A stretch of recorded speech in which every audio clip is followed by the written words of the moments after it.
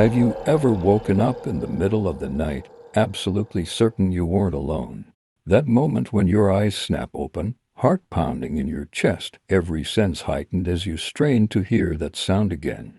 Tonight, I'm going to share with you the story of the Miller family and what happened during their 3 nights at 42 Blackwood Lane, a story that the local authorities still can't explain.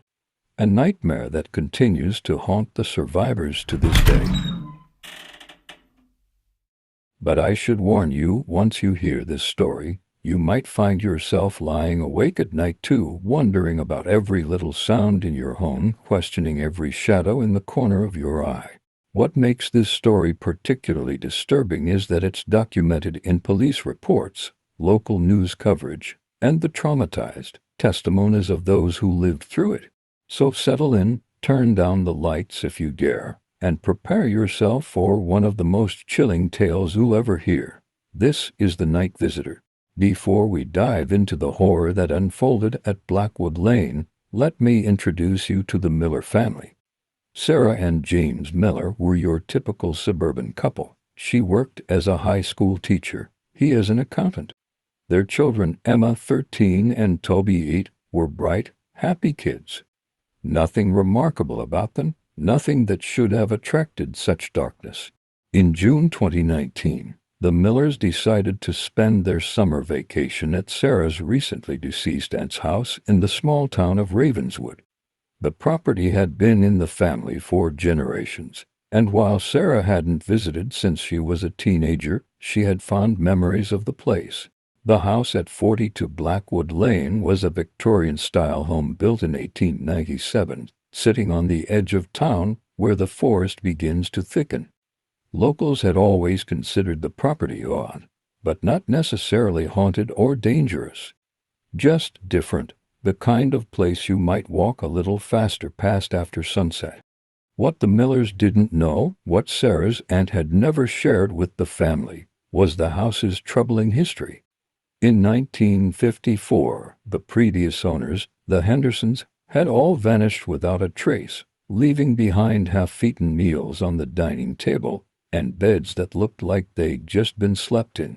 5 years later, another family reported strange occurrences, items moving on their own, scratching sounds in the walls, and most disturbingly, the feeling of being watched.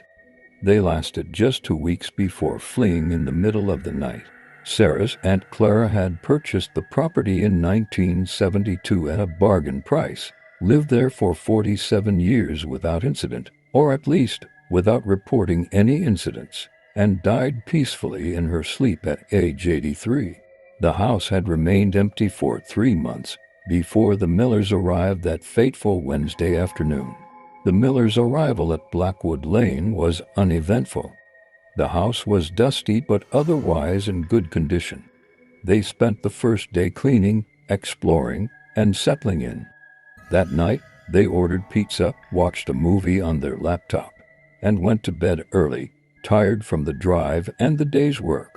It was during their first night that Tubby, the 8-year-old, reported hearing someone walking around in the hallway outside his room. "Mom, there's somebody upstairs. I can hear their feet." Sarah assumed it was just Emma going to the bathroom, or perhaps the unfamiliar house settling. Old houses make noises. Everyone knows that. But Emma was fast asleep, and James heard nothing when he checked the hallway. "Just a bad dream, buddy," he told Tubby. "New place, new sounds, you'll get used to it." But James would later tell investigators that as he returned to his own bed, he felt a distinct chill in the air, and for just a moment caught a whiff of something unpleasant, like wet soil, and something metallic. The next morning, they found all the kitchen cabinet doors open, every single one. "Did you get up for a midnight snack?" Sarah asked Emma, who denied it. Toby said the same. James laughed it off. "I must have left them open when I put away the dishes last night. I was pretty tired." But he hadn't put away any dishes the night before.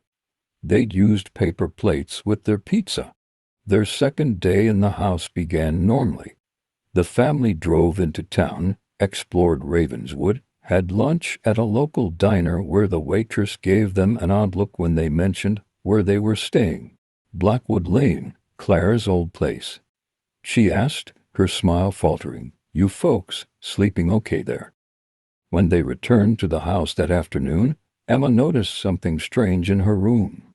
The pictures she'd placed on her nightstand, selfies with her friends back home, had been turned face down. Mom, did you come into my room and move my stuff? She asked, clearly annoyed. No one had been in her room. That night, the temperature dropped unexpectedly, unusual for June. The family huddled in the living room with extra blankets, watching another movie. At one point, James went to check the thermostat and found it reading 52 degrees, despite being set to 72. Old house, faulty heating, he muttered, trying to adjust it. They all heard it, a distinct thump from the second floor. Just the house settling, Sarah said quickly, but she didn't sound convinced. As they prepared for bed, Toby became increasingly agitated. I don't want to sleep in my room, he insisted. There's someone in the closet. James checked the closet thoroughly, nothing but hanging clothes and stored boxes. He left the closet light on to reassure his son, but Toby still seemed uneasy. The visitor doesn't like the light, he whispered as James tucked him in. It makes them angry. What visitor, Toby? James asked, feeling a chill run down his spine. The one who watches us sleep. That night, at approximately 3 a.m., all four members of the Miller family woke to the sound of every toilet in the house flushing simultaneously, followed by all the faucets turning on full blast. James ran from bathroom to bathroom, turning everything off, finding no explanation for how they all activated at once. When he returned to the master bedroom, Sarah was sitting up in bed, pale and shaking. James, she whispered, I saw someone standing at the foot of our bed just before the noises started. What did they look like? He asked, not really wanting to hear the answer. I couldn't see their face. They were just standing there, watching. What the Miller family experienced in those first 2 nights was disturbing, yes, but nothing compared to what awaited them on night 3, the night that would later be described in the Ravenswood Gazette as the night of unimaginable horror at Blackwood Lane. Before I continue, I need to ask you something. Have you ever had that feeling of being watched? That prickling sensation on the back of your neck that makes you whip around, certain you'll catch someone, or something, staring at you? What if that feeling never went away? What if, instead of finding nothing there, you turned to see something that shouldn't exist, something that defies explanation, something that has been watching you all along? Because that's exactly what happened to the Millers on their 3rd night at 42 Blackwood Lane. The 3rd day began with another disturbing discovery. On the dining room table, they found 5 place settings, not 4, but 5 arranged perfectly as if for breakfast. No one remembered setting the table the night before. Later that morning, while Sarah was in the basement looking for some board games Clara had mentioned in an old letter, she found a locked door she hadn't noticed before. Using a key from the kitchen key hook, she managed to open it. Inside was a small room with nothing but a rocking chair facing the wall and a child's doll sitting in it. The doll's head slowly turned as she entered. Sarah would later insist the movement was just a draft, but she closed the door quickly and decided not to mention it to the kids. By afternoon, the entire family was on edge. Emma had found her clothes rearranged in her suitcase. Toby refused to go upstairs alone.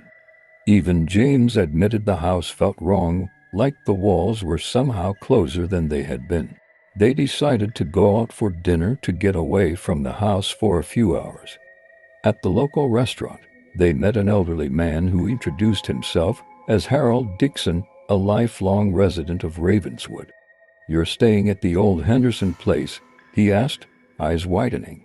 Folks call it something else now, but that's what it'll always be to me, the Henderson place. When James mentioned some of the strange occurrences, careful to make light of them, Harold's expression darkened. There's a reason no one local ever bought that house after the Hendersons disappeared, he said quietly. Clara was an outsider, didn't know the stories. What stories? Sarah asked. About what lived there before the house was even built. About why the indigenous people avoided that part of the forest. About what the Henderson family awakened. The Millers returned to the house after dinner, planning to pack up and leave first thing in the morning. No vacation was worth this growing sense of dread. That night, they decided no one would sleep alone. Toby and Emma camped out in sleeping bags in their parents' room. They left lights on throughout the house. At exactly midnight, every light in the house went out simultaneously. In the darkness, they heard its soft footsteps in the hallway outside their bedroom door. Not the random creaks of an old house settling, but deliberate steps, slow and measured. "Jeems," Sarah whispered, clutching his arm. "Someone's in the house." James reached for his phone to use as a flashlight, but it was dead. So were Sarah's phone, Emma's tablet, and every other electronic device they had. The footsteps stopped just outside their door. "Daddy," Toby whispered in the darkness. "The visitor is here." What happened next is pieced together from the family's separate accounts to the police, as each of them experienced something slightly different.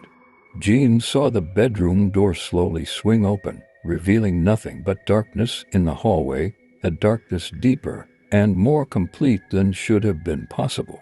Sarah saw a figure step into the room, tall, unnaturally thin, its proportions all wrong. It seemed to bend in ways a human body couldn't. Emma, the 13-year-old, described seeing multiple shadowy shapes entering the room, surrounding their beds, reaching out with long, distorted fingers. And Toby said he saw the visitor's real face, something so terrifying he could only describe it as not a person, not an animal, but hungry. What all four agreed on was the smell, that same scent of wet soil, and something metallic that James had noticed the first night, but stronger now, overwhelming. And they all heard the voice, a whisper that somehow seemed to come from inside their own heads rather than the figure in the doorway. "Finally, you're all awake to see me." James lunged for the door, trying to slam it shut, but it wouldn't move. Sarah grabbed both children, pulling them to the corner of the room furthest from the door. The temperature plummeted. Their breath clouded in front of them. The whispers grew louder, became multiple voices speaking in unison. "The Hendersons saw me too. They're still here. In the walls, under the floors. Would you like to join them?" And then, in what James would later describe as the most terrifying moment of his life, something began to pull at his legs, trying to drag him toward the open door and the darkness beyond. Anna screamed as the shadows around her began to solidify, taking shape. Sarah, in a moment of desperate courage, managed to light a match from her pocket. She'd started smoking again from the stress of the past few days. In the brief flare of light, they saw it clearly. Police reports redact what exactly the family saw in that moment of illumination. Each family member describes something slightly different but equally impossible. What matters is what happened next. The match flame flickered, nearly went out, then suddenly flared brilliantly, far brighter than a match should burn. The entity, whatever it was, recoiled from the light. Sarah, acting on instinct, touched the match to the curtains. As fire spread rapidly across the dry fabric, the darkness in the doorway seemed to writhe and retreat. "Run!" she screamed to her family. "Now!" They fled through the burning room, down the stairs that now seemed to stretch and distort beneath their feet, and toward the front door that felt miles away. Behind them, they heard it, a sound no human throat could make. Part scream, part static, part the crackle of the growing fire. James reached the front door first, yanked it open, and they burst out into the cool night air, running until they reached their house car parked in the driveway. As they drove away, Sarah looked back at the house. Through the upstairs window of what had been their bedroom, she swore she saw not flames, but faces, dozens of them, pressed against the glass, watching them leave. By the time the Ravenswood Fire Department arrived, the entire second floor of 42 Blackwood Lane was engulfed in flames. The house burned to the ground that night, leaving nothing but the stone foundation. In the ashes, firefighters made a disturbing discovery: human remains. Not recent ones, but bones that forensic analysis would later determine dated back to the 1950s, the same time the Henderson family disappeared. More disturbing still were the marks found on the basement walls that survived the fire, hundreds of scratch marks, as if made by human fingernails, and a crude message etched into the concrete. The Miller family never returned to Ravenswood. They moved 3 times in the following year, each time because they reported hearing footsteps at night, seeing shadows where there should be none, and most disturbingly, finding their family photos arranged face down every morning. Because whatever was in that house hadn't simply burned with it, it had followed them. The story of the Miller family and 42 Blackwood Lane raises disturbing questions about what might exist in the spaces between what we know and what we fear. Local records show that since the fire, 3 different developers have purchased the empty lot, each planning to build new homes. Each project was abandoned after workers reported equipment failures, unexplained accidents, and in one case, an entire construction team quitting after claiming to hear voices coming from the ground. The land remains empty today, overgrown with weeds, the stone foundation still visible, a scar on the landscape that the town of Ravenswood seems content to ignore. Psychologists who evaluated the Miller family suggested their experiences were the result of mass hysteria, carbon monoxide poisoning from the old house's faulty heating system, or simply the power of suggestion in an unfamiliar environment. But these explanations fail to account for the human remains found in the ashes, the scratched messages in the basement, and perhaps most tellingly, the fact that the Millers' current home, over 300 miles from Ravenswood, was recently investigated after neighbors reported hearing terrible screams late at night. When police arrived, they found the family huddled in their living room, wide awake despite the late hour, every light in the house turned on. "It found us again," was all James would say. The story of the night visitor and the Miller family may seem like just another creepy horror story, a nightmare to be shared and then forgotten. But I believe it serves as a warning about the thin veil between our world and whatever lies beyond. If you've ever experienced something similar, unexplained noises, the feeling of being watched, objects moving without explanation, know that you're not alone. Thousands report these experiences every year, most too afraid of ridicule to come forward publicly. Subscribe to this channel for more documented cases of the paranormal and unexplained. Remember to like this video, share it with someone who loves a good nightmare, and turn on notifications so you never miss a new story. Sweet dreams, and remember to check under your bed tonight.